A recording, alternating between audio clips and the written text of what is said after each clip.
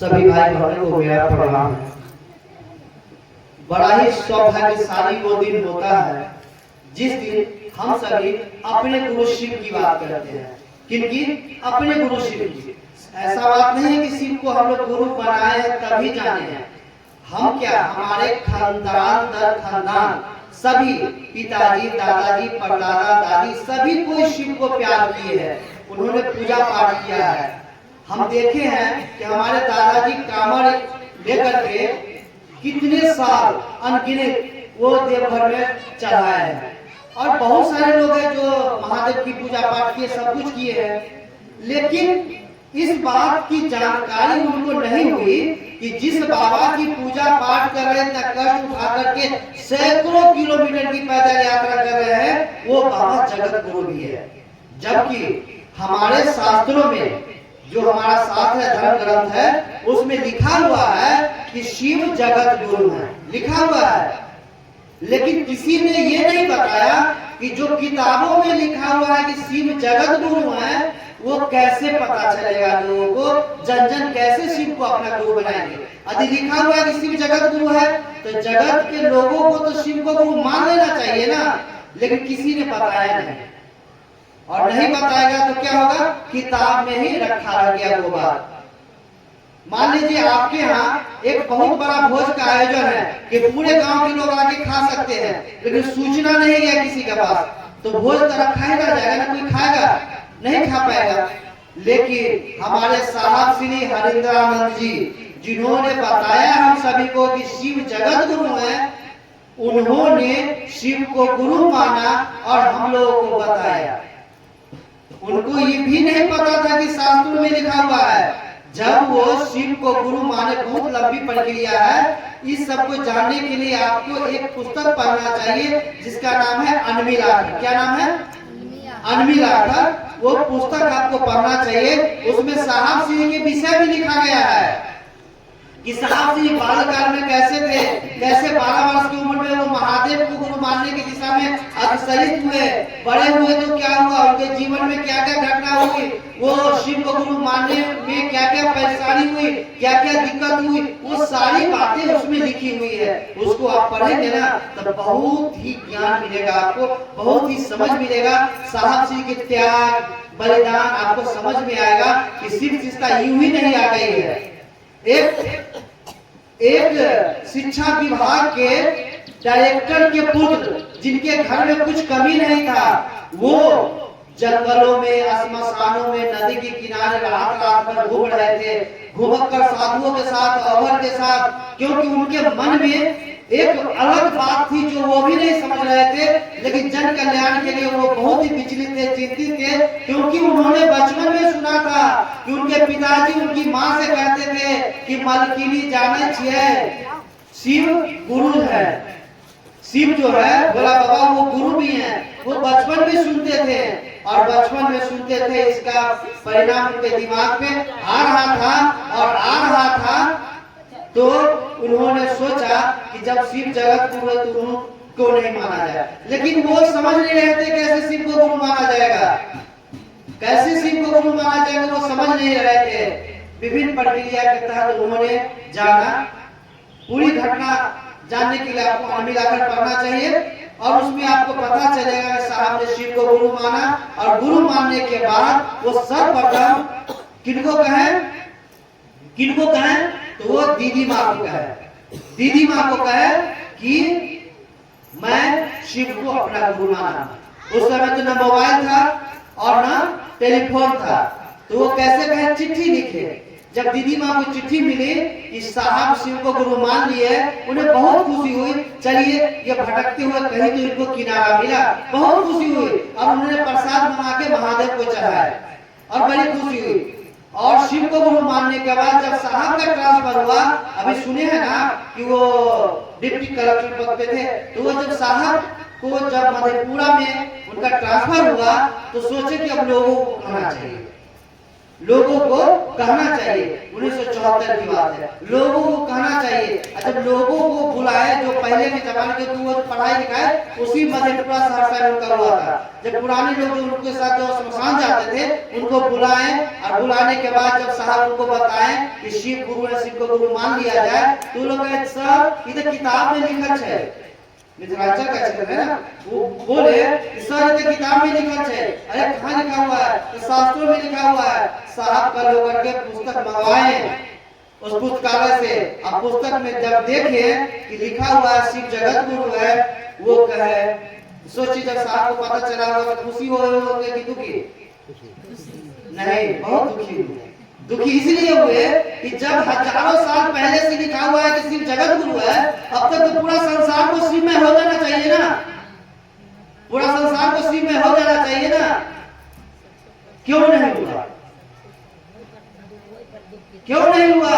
इसलिए नहीं हुआ किसी ने बताया नहीं कि शिव को गुरु कैसे माना जाता है। और साहब जी लोगों को बताना शुरू किए कि शिव गुरु हैं, आप भी शिव को गुरु मानिए। और धीरे धीरे साहब के जीवन में शिव गुरु का पदार्पण हुआ और एक से अधिक लोग शिव को गुरु मानते चले गए। जब साहब उतने बड़े अधिकारी थे, इतने बड़े अधिकारी थे, फिर गुरु काल में उनके यहाँ जो आते जाते थे उनका सेवा करते हुए, लोगों से बात करते, लोगों को सहयोग करते हुए 15 दिन तक उनके जेब में रुपया रहता था, उसका रुपया नहीं रहता था। साहब जी जीवन की एक घटना बताते हैं आपको। देखिए ऐसे ही नहीं शिक्षित आया। साहब जी एक दिन ऑफिस से संध्या में टहलते हुए घर आ रहे थे, रास्ते में देखे सहरसा में एक होटल है जिसका नाम है अरुणा होटल। अरुणा होटल में साहब देखे कि लोग नाश्ता कर रहे हैं। साहब जी कहे चलो मैं भी नाश्ता कर लेता हूँ, लेकिन पहले जेब में देखे तो उनके पास जेब में पैसा ही नहीं था। वो मन मसोर के चले आए, घर में आकर के वो लेट गए। थोड़ा देर के बाद एक आदमी ढकढकाया केवाड़ी और साहब कहे कौन है, खुला हुआ है, आ जाइए। एक गुरु भाई आए और कहे साहब सो मुझको जाना था, एक जगह इधर से गुजर रहे थे तो देखे गर्मा गर्म नाश्ता बन रहा है, तो सोचे ये नाश्ता आपके लिए भी ले लेते हैं और रसगुल्ला भी डाल दिए और लेकर के साहब को आकर के दिए। और साहब सोच रहे थे कि नाश्ता के लिए पैसा नहीं था, लेकिन वो नाश्ता ला के दिए, कहे कि मैं संध्या में आता हूँ तो आपसे मिलूंगा। फिर संध्या में वो नहीं आए। मतलब साहब सिंह के जीवन में ऐसा स्थिति उत्पन्न हुआ कि जब उतने बड़े अधिकारी थे उनका पैसा सब पहले ही खर्च हो जाता था। और आज हम लोग के जीवन में थोड़ी सी दुख दर्द आती है तो कहते हैं कि महादेव गुरु दया नहीं करते हैं।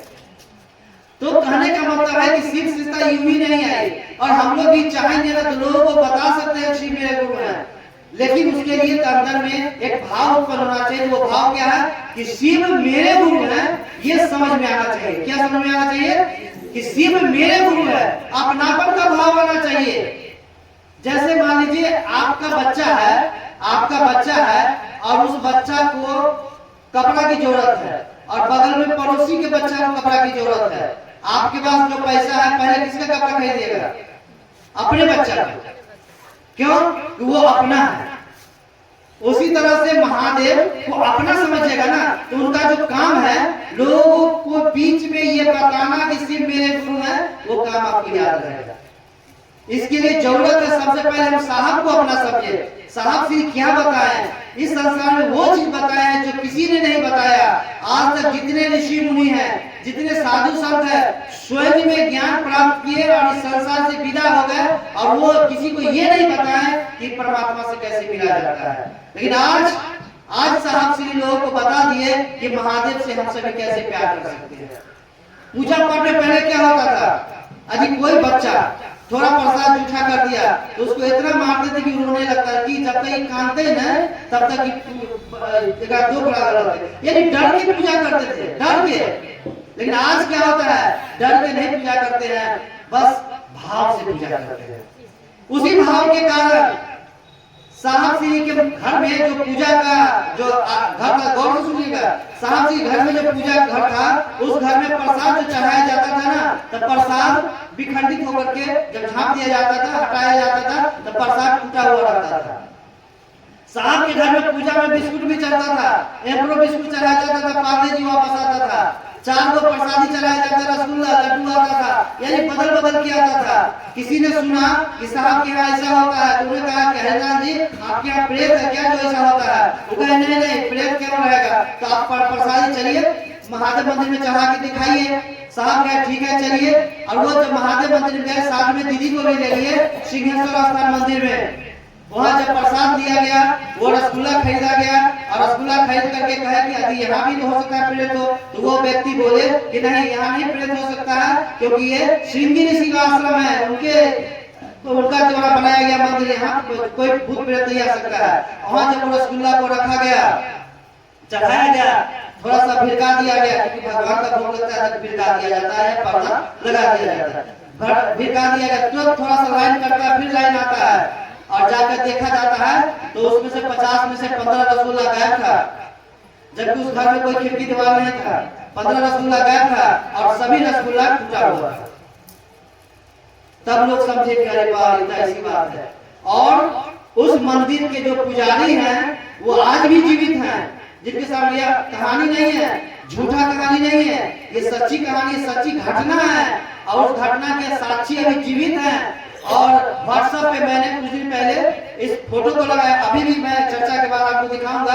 वो पुजारी आज भी जीवित है, मेरे मोबाइल में फोटो है, और वो पुजारी आज भी जीवित है जिसके सामने ये घटना हुई। ये तो वो बात हुई। साहब फिर एक बार मधेपुरा में जब थे, मधेपुरा में एक जगह है महिषी, वहाँ देवी माँ का मंदिर है, वहाँ सब परिवार गए और वहाँ पर गए। देखिए मैं प्यार की बात कर रहा हूँ, परमात्मा से प्यार होता है तो कितनी अपनापन होती है, कितनी अपनापन होती है। तो परमात्मा से प्यार होता है तो वो मंदिर में गए प्रसाद चढ़ाने, तो पूछा गया कि पेड़ा कैसे, बहुत पहले की बात है, तो कहा गया कि 12 रुपए किलो है, एक 14 रुपए किलो। तो बोले 14 में से दे दीजिए, 14 में से ले लीजिए। पूछे 14 क्यों है, तो कहा गया कि इसमें चीनी कम है। तो साहब जो दीदी जो प्रसाद लेके जा रही थी उसमें से एक कोड़ा उठाया और आधा तोड़ के उसमें रख दिए। दीदी चली गई, वो आधा पेड़ा को चीख के देखे कि सही है इसमें चीनी कम है। इसी में पंडित का पुजारी को कोई बच्चा उच्चा देख लिया कि जो प्रसाद गया है चढ़ने के लिए उसमें से आधा पेड़ा खा लिए हैं। अब वहाँ पर पंडित लोग हल्ला किया कि नहीं झूठा प्रसाद दिया। अरे भाई झूठा मैं क्यों करूँ, मैं तो देखा हूँ चेक करके, और हम लोगों का इतिहास है कि शबरी माता बैल को चेक करके दांत काट के बैल के चक्के रखती, कोई मीठा है कोई खट्टा है, कोई राम के लिए। महादेव देवी को मतलब भगवती को चढ़ाने के लिए साहब को पेड़ा को थोड़ा तोड़े झूठा नहीं किए, जो आधा तोड़ के रख दिए और आधा पेड़ा को उन्होंने चखा, ठीक था। जब अंदर गया प्रसाद तब तक पंडित हल्ला उल्ला कर रहा था, उधर से दीदी माँ प्रसाद चढ़ा के आई। और जब प्रसाद चढ़ने के लिए देवी के पास गया और जब प्रसाद वहां से उठाया गया तो जितना पेड़ा तोड़े थे साहब 2 टुकड़ा में, सभी पेड़ा उसी तरह से टुकड़ा टुकड़ा हो गया। इसका मतलब क्या समझते हैं, ये कोई चमत्कार नहीं है, कोई जादू नहीं है, ये प्रेम है।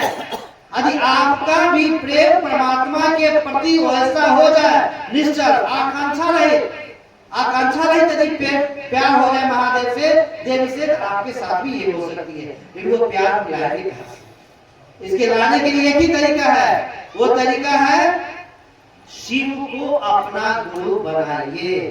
अपना बिल्कुल उसी तरह जिसका बुआ का गंजी फटा हुआ रहता है, उसके पापा को कहते कहीं से बुआ गंजी बदल दीजिए। बुआ का जो भी होता है किताब का, उसके पापा को कहते बुआ किताब का जो भी कर दीजिए। कैसी चिंता रखता है अपने बच्चे के प्रति, अपने घर के प्रति। उसी तरह चिंता रहे कि महादेव मेरे हैं, महादेव का काम हमको करना है। महादेव का काम है लोगों को। महादेव साहब को पूछे थे कि तुम जो करते हो दुनिया, तुम करते क्या हो? तुम कहे लोगों को शिव बनाता हो, तो तुम जो करते हो लोगों को नहीं करते हो। मानी महादेव का कहा हुआ बात है कि तुम जो करते हो लोगों को करो। तो हम लोग को क्या करना है, हम लोग को वही बात कहना है कि लोगों को शिव को गुरु बनाइए, उसको कहेंगे। उसके कहने के लिए क्या है, पहले हमारे अंदर परिवर्तन होगा तब ना लोग मानेगा। लेकिन ये बताते बताते हो जाता है। मेहंदी नहीं लगाइएगा हाथ में, लेकिन बांटते रहिएगा तो हाथ सबसे ज्यादा लाल हो जाएगा। तो लोगों को कहिएगा ना कि शिव मेरे गुरु हैं, शिव मेरे गुरु हैं। जब कहिएगा तो क्या हो जाएगा, आपके अंदर ज्ञान आता चला जाएगा, आता चला जाएगा, आता चला जाएगा। और लोगों को बताना है कि शिव मेरे गुरु है। जब महादेव से दया मांगिएगा, इसके लिए साहब बताया विष्णु ने 3 सूत्र: दया मांगना, चर्चा करना, नमः शिवाय। तीन का बताया ना, दया मांगिएगा तो क्या परिवर्तन होगा अपने अंदर, हमारे अंदर बुराई है वो हटेगी, अच्छाई आएगी, हमारे बोली में खराबी है वो ठीक हो जाएगा, हम लोग से झगड़ा करते हैं स्वभाव मेरा अच्छा हो जाएगा, जब देखेंगे लोग अरे इसको तो पहले से बहुत अच्छा हो गया ये, चलो ये जो कहता है ना हम इसका बात को मान लो, मतलब कहने चाहिए ना लोगों को शिव गुरु है। तो दया मांगने से परिवर्तन हुआ। दया मांगने से क्या होता है, घर में जो पति हमारे कमाते हैं, जो भी कमाते हैं उसमें संस बरकत होता है, बच्चा को पढ़ने में मन नहीं लगता वो पढ़ने लगता है, घर परिवार में जो सुकून नहीं रहता है, झगड़ा नहीं घर परिवार वो सब ठीक हो जाता है, यानी शांति से उनकी जिंदगी शुरू हो जाती है। यदि घर में सबके महादेव गुरु से दया मांगे। कैसे दया मांगते हैं? हे शिव, बोलिए बोलिए जोर से बोलिए, आवाज है। हे शिव, आप मेरे गुरु हैं, मैं आपका शिष्य हूँ, आप उस इस पर दया कर दीजिए। बस यही कहना है, इतना ही कहिएगा ना, और दिल से अब तो ये बोले आप अंदर ही अंदर कहिए। महादेव के सामने में यदि मान लीजिए ऐसे नहीं आते हैं ध्यान में, तब फोटो के सामने खड़ा हो जाइए और महादेव को कहिए। जब आदत हो जाएगा ना तो केवल ध्यान लगाइएगा, महादेव का छवि मस्ती पर आ जाएगा और उसे दया मांगेगा। दया मांगेगा तो परिणाम आने लगेगा। 100% सही बात बोल रहे हैं, करके देखिए, करके देखिए। 2 और 2 कितना होता है? 5। कैसे कैसे समझे? पढ़े तब ना बुझे 2 और 4 होता है। तो महादेव से दया मांगेगा तब ना समझिएगा दया करते हैं कि नहीं करते हैं। असली है कि हमरा तो कुछ नहीं बुझाई है, 3 साल से शिव के गुरु मान रहे छिए, औधन चढ़ा देबे चूल्हे पर, आंच नहीं लगेबे तो दिखते कब की कहै छी करिए 1 घंटा से औधन चढ़ा रहे दिखबे नहीं करे। महादेव को गुरु मान लिए, दया नहीं मान रहे हैं, परिणाम आएगा नहीं आएगा। धोती को रखने के लिए बाल्टी में रख दीजिए, हम डाल में नहीं गए, देखिए ना उज्जर उज्जर है, धोते लगाइए। अरे भैया हम कहां डाले यार?